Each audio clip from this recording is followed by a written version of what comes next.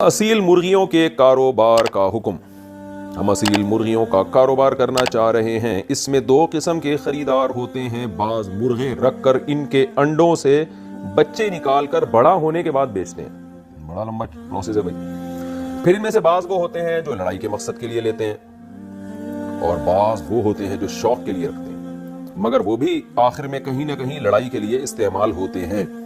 तो क्या मेरे लिए इन मुर्गों का कारोबार जायज होगा या नहीं? मोहम्मद आकिब, रावलपिंडी से। देखिए, मुर्गे, मुर्गियां, बकरियां हलाल जानवर, इसका कारोबार बिल्कुल हलाल है।